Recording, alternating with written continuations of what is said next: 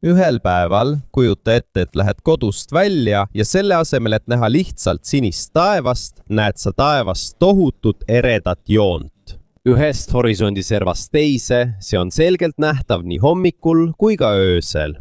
Sa hakkad tõesti mõtlema, et see näeb välja nagu stseen mõnest ulmefilmist. Aga sulle teadmata on mõned teadlased, kes usuvad, et just selline võis Maa kunagi välja näha. Pikka aega oleme tundnud Saturni kui planeeti, millel on väga ilus rõngas. Kuid uute uuringute kohaselt on võimalik, et ka meie planeedil oli kunagi oma rõngas, miljoneid aastaid tagasi. See ei ole lihtsalt oletus. Uurides iidseid kokkupõrkekraatreid, mis on jäänud maailma eri paikadesse, märkasid mõned teadlased üht kummalist mustrit. Ja see on kraatrite paigutus, mis justkui viitab sellele, et Maa ümber tiirles kunagi suur hulk materjali. Kui see tõlgendus on õige, võis pärast üht väga suurt kokkupõrget kosmoses tekkida rõngas. Võimalik, et mõni asteroid või muu suur taevakeha tuli Maale liiga lähedale ja purunes meie planeedi tugeva gravitatsiooni tõttu. Ja selle tükid ei kukkunud kohe Maale. Selle asemel jäid need tükid tiirlema Maa ümber ja moodustasid järk-järgult tohutu rõngassüsteemi. Mõnede uuringute kohaselt võis selline süsteem püsida üle 10 miljoni aasta, enne kui see täielikult kadus. See tähendab, et väga pikka aega nägi taevas hoopis teistsugune välja kui see, mida me praegu näeme. Sellest hoolimata, kui Maal tõesti oli kunagi rõngas, siis milline see välja nägi? Ja just seda hakkamegi uurima. Aga enne kui alustame, ära unusta sellele videole meeldimist panna. See on meie sisuloojate jaoks väga oluline. Suur tänu ja nüüd alustame. Kõigepealt, kui Maal tõesti oleks kunagi olnud rõngas, siis see ei näeks välja nagu Saturni rõngas. Saturni rõngad on enamasti jääst, mistõttu need paistavad väga heledad. Maa puhul koosneks rõngas tõenäoliselt kivimitest ja tolmust, milles on suur protsent silikaatmineraale. Kuna need kivid ei peegelda eriti hästi valgust, oleks rõngaste värv palju tuhmim. Selle asemel, et olla erevalge, meenutaks see pigem laia tuhkhalli vööndit või kergelt punakat triipu, mis ripub taevas. Ja see, mida sa näed, sõltub sinu asukohast planeedil. Kui sa elad ekvaatori lähedal, võib see joon taevas tunduda lihtsalt õhuke triip, mis ulatub üle kogu taeva. Kuid mida kaugemale sa ekvaatorist liigud, seda laiemaks muutub see osa, mida sa näed. Mõnes kohas võib see tunduda tohutu kaarena, mis katab suure osa taevast. Keskmistel laiuskraadidel võib see olla üks kõige muljetavaldavamaid vaateid kogu taevas. Sest siin näed sa taevas püsivat struktuuri, mis ei kao kuhugi ja mida on põlvkondade kaupa iga päev nähtud. Ja kui saabub öö, muutub vaatepilt veelgi erilisemaks. Rõngas olev tolm ja väikesed kivid võivad peegeldada ja hajutada valgust maa osadest, mida päike valgustab. Selle tõttu on isegi kohtades, mis peaksid olema pimedad, natuke valgust. Lihtsamalt öeldes, ei pruugi öö olla nii must, nagu me praegu harjunud oleme. Miljonite aastate jooksul võisid iidsed olendid elada taeva all, kus nende kohal rippus tohutu rõngas. Vaade, mis meile tundub vaid kujutusena, kuid see võis olla osa meie planeedi tegelikust ajaloost. Sellegi poolest, muidugi ei piisa teadlaskonna veenmiseks ainult heast teooriast. Vaja on tugevaid tõendeid. Ja siin muutub lugu veelgi huvitavamaks. Kui geoloogid uurisid ordoviitsiumi ajastul moodustunud kivimeid, see on iidne maa ajajärk, mis toimus umbes 466 miljonit aastat tagasi, märkasid nad midagi kummalist. Maailma eri osades täheldati ootamatut kasvu materjalides, mida tavaliselt seostatakse meteoriitidega. Nagu oleks teatud ajaperioodil jõudnud meie planeedile rohkem asju kosmosest. Paljude aastakümnete jooksul oli kõige tavalisem seletus see, et asteroidivöös Marsi ja Jupiteri vahel purunes üks suur asteroid. Seega toimus kokkupõrge, paiskus laiali tohutult palju rususid ja mõned neist tükikestest tabasid maad. Tundub lihtne seletus. Kuid kui teadlased uurisid hoolikamalt iidsete kokkupõrkekraatrite asukohti, hakkas ilmnema mõistatus. 2024 aastal kasutas Austraalia uurimisrühm kaasaegseid arvutimudeleid, et taastada mandrite varasemad asukohad. See on oluline, sest maa ei näinud siis välja samasugune. Mandrid liiguvad pidevalt miljonite aastate jooksul laamtektoonika tõttu. ja kui teadlased olid mandrite asukohad maa iidse kaardi põhjal paika pannud, ilmnes ootamatu tulemus. Selle asemel, et need oleksid juhuslikult üle kogu planeedi laiali, näivad enamik neist kokkupõrkekraatritest olevat koondunud kitsale alale iidse ekvaatori lähedal. Ja just siis hakkasid teadlased küsima, kui need kivid tõesti pärinesid ühe asteroidi juhuslikust purulemisest kosmoses, siis miks näib, et ainult ühte kindlat piirkonda maal tabas neid rohkem? Tavapärases olukorras võiks eeldada, et rusud tabavad erinevaid planeedi osi ilma selge mustrita. Nii näeme seda kaasaegsemate kokkupõrgete puhul, kuid Ordoviitsiumi ajastu kraatrite puhul nähti midagi muud. Justkui oleks mingi mehhanism, mis suunab need materjalid maal kindlasse piirkonda ja siin sündis iidsete maarõngaste idee. Mõnede uurijate hüpoteesi kohaselt võis meie planeedi ümber kunagi tiirelda suur hulk kive ja prahti. Kui need materjalid järk-järgult orbiidilt alla langesid, oli ka suurem tõenäosus, et need sattusid piirkondadesse, mis asuvad ekvaatorile lähemal. Tegelikult ei peeta seda veel tõestatud faktiks. Paljud teadlased ütlevad endiselt, et selle kontseptsiooni täielikuks aktsepteerimiseks on vaja rohkem tõendeid. Kuid oluline on see, esimest korda on ilmumas seletus, miks tekkis umbes 500 miljardit aastat tagasi ebatavaline rühm kokkupõrkekraatreid. Ja kui see tõlgendus on õige, võib-olla ei ole kraatrid, mida me täna näeme, ainult asteroidide jäljed. Võib-olla on need ka millegi jäljed, mis on meie taevast juba ammu kadunud. Üks väga suur rõngas, mis kunagi tiirles ümber maa ja muutis aegamisi meie planeedi nägu. Kuid asteroidide lagunemise teoorial on üks suur probleem. Kui tõesti oli olemas tohutu asteroid, mis purunes asteroidivöös ja paiskas miljoneid tükke üle kogu päikesesüsteemi, siis ei tohiks selle jälgi olla ainult maal. Me peaksime nägema selle mõju ka Marsil ja isegi Kuul. Tegelikult on Marss asteroidivööle maast veelgi lähemal. Kui kunagi toimus ulatuslik asteroidikildude sadu, siis on isegi tõenäolisem, et punane planeet sai rohkem tabamusi. Kuu on nagu loomulik arhiiv kokkupõrgetest kosmoses, sest seal pole peaaegu üldse atmosfääri ja kraatrid on püsinud seal väga pikka aega. Seetõttu hakkasid teadlased küsima, kas iidsetel aegadel toimus tõepoolest erakordne asteroidisündmus ja kus on sarnased tõendid Marsil ja Kuul. 2020. aastate alguses uurisid teadlased 200 suurt kraatrit Maal, Marsil ja Kuul, et näha, kas viimase 600 miljoni aasta jooksul on toimunud sarnane kokkupõrgete arvu kasv. Tulemused olid üllatavad, kuigi Maal täheldati umbes 466 miljonit aastat tagasi kokkupõrgete arvu ebatavalist kasvu, ei olnud Marsil ja Kuul täheldatud muster nii selge. Selle tõttu jagunes teadlaste arvamus. Mõned ütlevad, et kraatrite koondumine Maal võib olla lihtsalt juhus. Võimalik, et mõnes piirkonnas on kokkupõrkejäljed lihtsalt paremini säilinud, mistõttu näeme seal praegu rohkem tõendeid. Teisisõnu, võib-olla ei langenud sinna tegelikult rohkem asteroide, võib-olla lihtsalt säilis seal rohkem jälgi ajas. Aga on olemas veel üks kummalisem seletus. Mis siis, kui nende kivimite päritolu ei ole kauge asteroidide lagunemine Marsi ja Jupiteri vahel? Mis siis, kui see sündmus ise toimus maa lähedal? Siin tulebki mängu maarõngaste kontseptsioon. Mõnede uurijate hüpoteesi kohaselt võis üks väga suur asteroid tulla meie planeedile liiga lähedale. See ei põrganud otseselt kokku. Selle asemel jõudis see väga ohtlikule kaugusele, kus hakkas maa gravitatsioon domineerima. Kui suur objekt on planeedile liiga lähedal, ei ole sellele mõjuv tõmbejõud ühtlane. Maa tõmbab sellele objektile tugevamalt selle osale, mis on maale kõige lähemal, kui sellele osale, mis on kaugemal.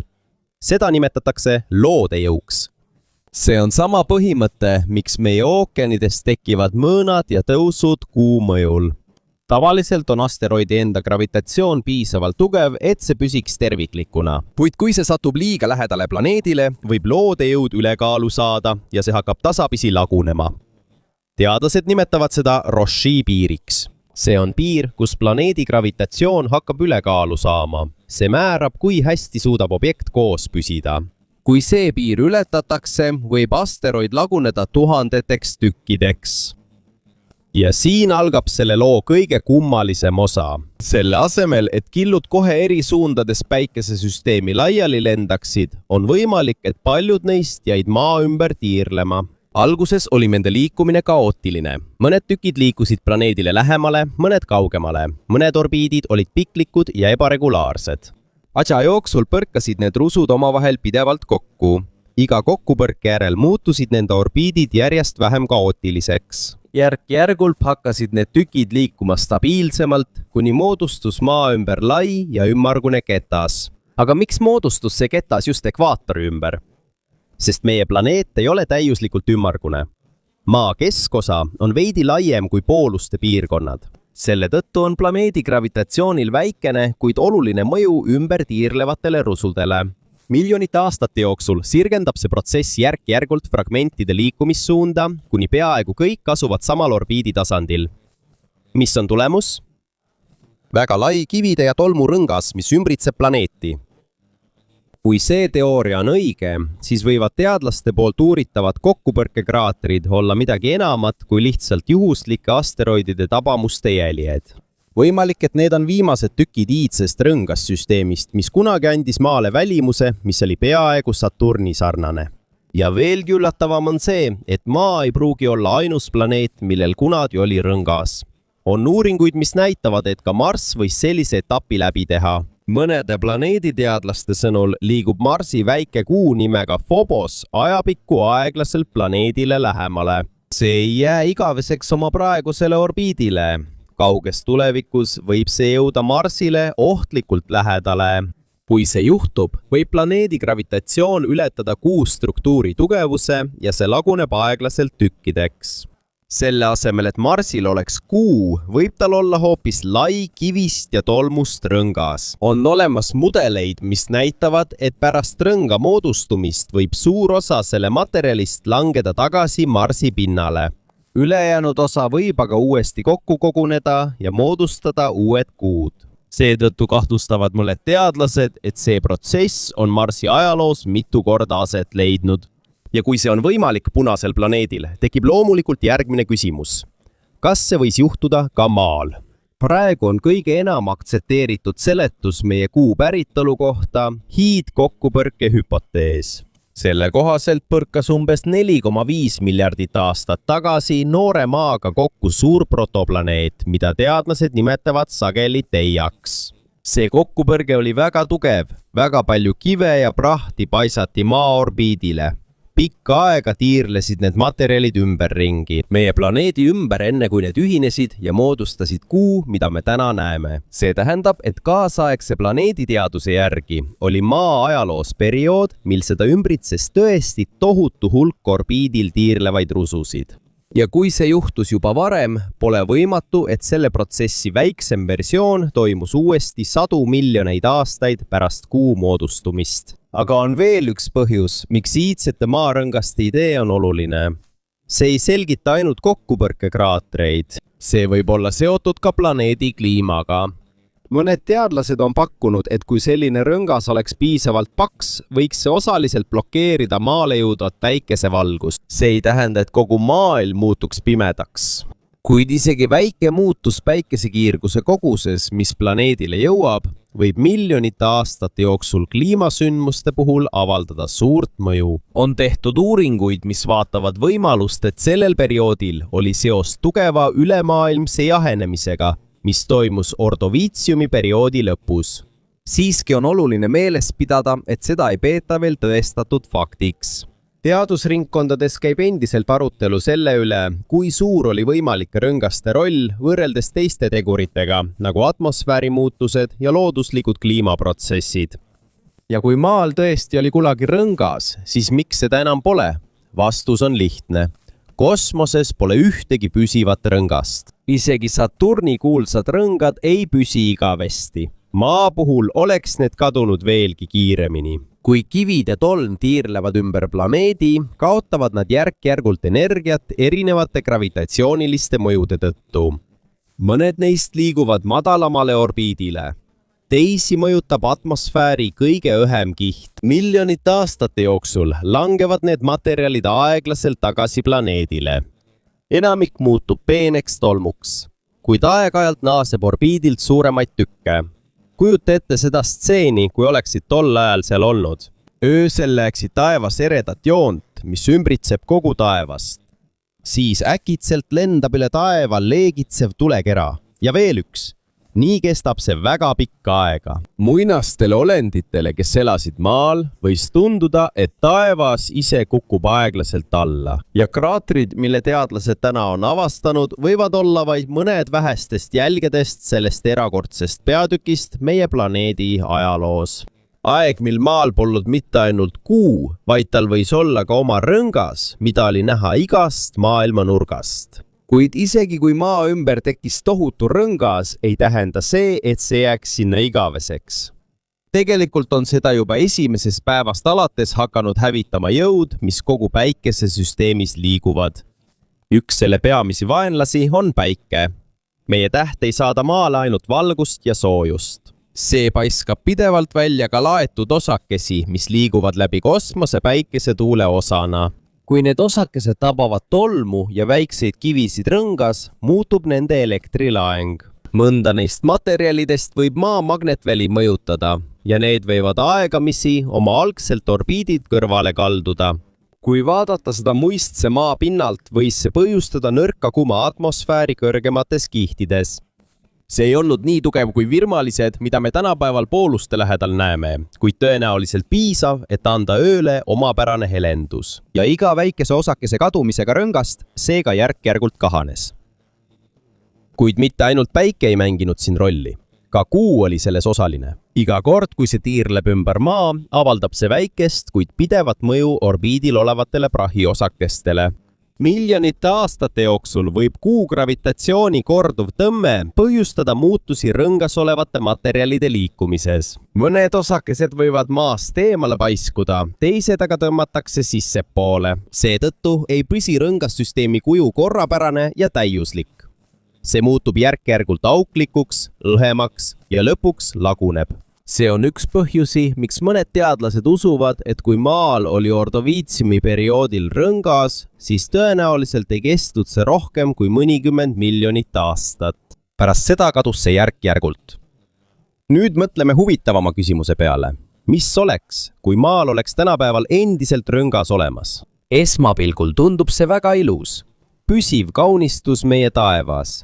Vaatepilt, mis oleks kindlasti meie planeedi sümbol. Aga tegelikkuses võib see kaasa tuua palju probleeme. Peaaegu kogu meie kaasaegne tehnoloogia sõltub satelliitidest. GPS-internet, ilmaprognoosid, telekommunikatsioon, lennunduse ja laevanduse navigatsioonisüsteemid. Kõik need sõltuvad seadmetest, mis tiirlevad kosmoses. Nüüd kujuta ette miljoneid kivitükke ja tolmu, mis tiirlevad pidevalt maa ja nende satelliitide vahel. Isegi üks ainus väike osake, mis liigub väga kiiresti, suudab orbiidil olulist varustust kahjustada. Uue satelliidi orbiidile saatmine muutub keerulisemaks, kallimaks, ohtlikumaks ja rohkem missioone võib ebaõnnestuda. Lihtsamalt öeldes muutub tänapäevane maailm, millega me harjunud oleme, palju raskemini juhitavaks. Kuid mõjutatud ei ole ainult tehnoloogia. Võimalik on ka see, et kliima muutub. Mõnede teoreetiliste mudelite kohaselt võib paks rõngas takistada väikest osa päikesevalgusest, mis jõuab maa teatud piirkondadesse. See võib tunduda väike asi, aga kliimateaduses võib isegi 1 või 2 kraadi võrra muutunud keskmine temperatuur avaldada suurt mõju ilmastikumustritele, ökosüsteemidele ja põllumajandusele. Mõnes kohas võib külmperiood pikeneda. Vihmajaotus võib muutuda ja võib mõjutada ka organisme, kes sõltuvad regulaarsest päikesevalgusest. Kuid suurim oht ei ole mitte kliima, vaid asjad, mis kukuvad rõngast alla. Enamik prahti põleb atmosfääris ära nagu tavaline meteoor. Maa pealt vaadates näeks see välja nagu väga ilus ilutulestik, mida võiks peaaegu igal õhtul näha.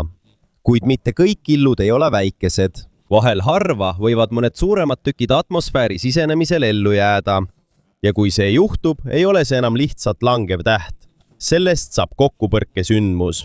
Kivi, mille läbimõõt on vaid mõnikümmend meetrit, võib põhjustada linnale tõsist kahju. Ja kui alla kukub veel suurem objekt, võib selle mõju tunda kogu maailmas. nii et kuigi maa, millel on oma rõngas, võib tunduda kujutuses ilus, näitab teadus, et sellega kaasneb ka oht. Võib-olla on see põhjus, miks iidsed kraatrid ja geoloogilised vihjed, mida teadlased praegu uurivad, on nii olulised. Nad ei püüa ainult teada saada, kas maal oli tõesti rõngas. Nad püüavad ka mõista, kuidas sündmus, mis toimus 100 miljoneid aastaid tagasi, võis muuta meie planeedi kliimat, taevast ja elu enda ajalugu. On veel üks elu aspekt, mis oleks tõenäoliselt väga erinev, kui maal oleks siiani rõngas. Ja see on seotud sellega, kuidas me uurime universumit. Praegu saame saata satelliite, kosmoseteleskoope ja roboteid päikesesüsteemi erinevatesse osadesse, sest meie planeeti ümbritsev kosmos on suhteliselt puhas. Aga kujuta ette, kui maa ja kõrgema orbiidi vahel tiirleks tohutu kivide ja tolmuvöö. Iga raketi start muutuks palju keerulisemaks. Rohkem ohte, rohkem takistusi. Isegi kosmoselaeva lihtne väljumine maalt nõuaks täpset ajastust, et vältida kokkupõrget prahiga. Samuti ei ole välistatud, et teatud tüüpi kosmosekommunikatsioon võib mõjutatud saada. Kui orbiidil on liiga palju osakesi, võib see põhjustada häireid mõnede kosmoses olevate seadmete saadetavates ja vastuvõetavates signaalides. Kuigi on raske täpselt kindlaks teha mõju ilma tegeliku rõngassüsteemi uurimata, on selge, et tegevus muutuks võrreldes praegusega palju keerulisemaks. Ka maapealset astronoomiat võib see mõjutada. Praegu näevad teleskoobid väga nõrka valgust kaugetelt galaktikatelt, udukogudelt ja teistelt kosmilistelt objektidelt. Aga kui taevas oleks püsiv rõngas, mis peegeldab ja hajutab valgust, võiks öötaeva taust muutuda heledamaks. Ja kui taevas on heledam, on palju raskem näha väga kaugeid ja nõrku objekte. Ühelt poolt oleks öine vaatepilt palju muljetavaldavam. Teiselt poolt oleksime võib-olla mõningaid universumi kõige olulisemaid saladusi avastanud aeglasemalt. Võib-olla oleks ka teaduse ajalugu kulgenud teistmoodi. Võimalik, et oleksime pidanud kauem ootama, enne kui mõistsime universumi tegelikku ulatust. Võimalik, et oleks meil olnud raskem uurida tähti, galaktikaid ja teisi planeete. Ja siin muutub küsimus veelgi põnevamaks. Kas on tõesti igaveseks kadunud võimalus, et maa ümber tekivad taas rõngad, ei suuda ükski teadlane kindlalt öelda. Kuid mõnede planeedi uurijate sõnul ei ole rõngassüsteemid universumis haruldased nähtused. Õigetes tingimustes võivad need tekkida kokkupõrgetest, kuude hävimisest või asteroididest, mis satuvad planeedile liiga lähedale. See tähendab, et kuigi me praegu rõngaid ei näe, ei tähenda see, et nende tekkimine oleks kauges tulevikus võimatu. Muidugi, kui see ka juhtuks, ei näeks me seda enam ise. Seda ei näeks ka paljud järgmised põlvkonnad. Aga see ongi üks teaduse kõige ilusamaid osi. Isegi kui me pole minevikku otseselt näinud, suudame me loo kokku panna kividesse, mulda ja kosmosesse jäänud jälgede abil. Mõne iidse kraatri, kummaliste keemiliste jälgede ja tänapäevaste arvutimudelite abil suudavad teadlased kokku panna pildi ühest maailmast, mis on juba ammu kadunud. Üks maa, millel võis olla kummaline taevas. Üks maa, millel võis olla oma rõngas. Ja kuigi see idee pole veel täielikult tõestatud, näitab see, kui palju me veel ei tea oma planeedi ajaloost. Sest kui uued uuringud on õiged, siis miljonite aastate jooksul vaatasid olendid, kes elasid enne inimeste tekkimist, üles taeva poole, mida meie enam kunagi ei näe. See oli tohutu rõngas, mis ümbritses maad ja kadus aegamisi, kuni sellest sai vaid osa neist mõistatustest, mida tänapäeva teadus püüab lahendada.